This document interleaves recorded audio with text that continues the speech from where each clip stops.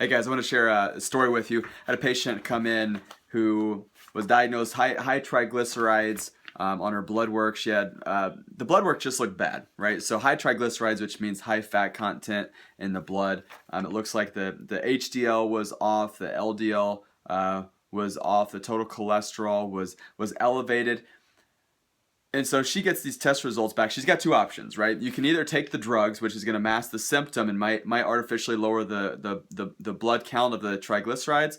But the real question we have to ask ourselves is, did that actually make her healthy? And so she had two options. She could either do that, take the drugs, or she could get on a plan to get well and stay well for the rest of her life. So she chose the latter. She chose to do that. She comes back in just this week, and she gives us her test results here, and here they are. Total cholesterol is now less than 200, back in the normal range. Her triglycerides went from 332, which just as a reference point, the normal is between 4 and 160. Her triglycerides went down all the way to a 180 just in the matter of a few months. So 332 all the way down to 180. Her HDL has went up above up above where it's supposed to, so it should be above 35 at least above 35. Her LDL dropped really far. It went from 111 all the way down to 87. The point is this: is that she had two options at that point. She could take the drugs and she could live that way for the rest of her life in that way of thinking in that model, or she could get healthy and then stay healthy for the rest of her life. So she does the advanced plan, the advanced nutrition plans of MaxLiving.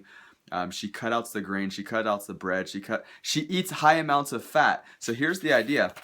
She gives me these guidelines that they gave her nutritionally to avoid, to very specifically foods to avoid for low cholesterol and low triglyceride diets. Let me read you a couple of these. So foods to avoid: eggs.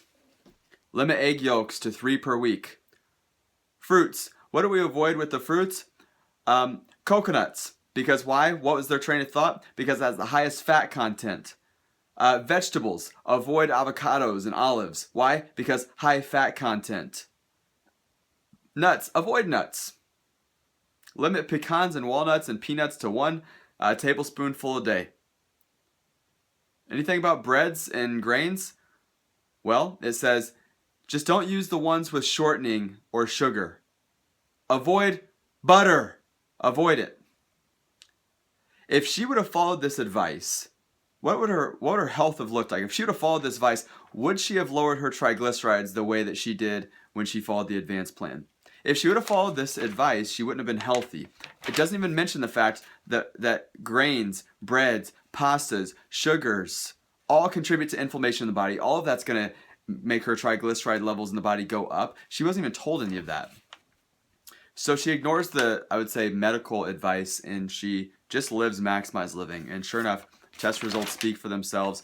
Is health, by definition, just artificially lowering your blood work so it looks good on a test result? No, that is not the definition of health. The definition of health is functioning at the highest level, functioning and healing at 100%. That's health. But yet she was never told that, but she's on a plan to function at her best, to heal at her best, and ultimately she'll be doing that for her and her family for the rest of her life. I want to share that with you because if you've been told something like this, you've been lied to, you need to seek out a doctor. There's lots of doctors who are here to help you. There's doctors like me, there's doctors all over the country. Just seek them out. You know, this may not be what conventional medicine looks at and does, but you know what? Maybe, just maybe, there's a different way, and maybe a different way is actually the right way.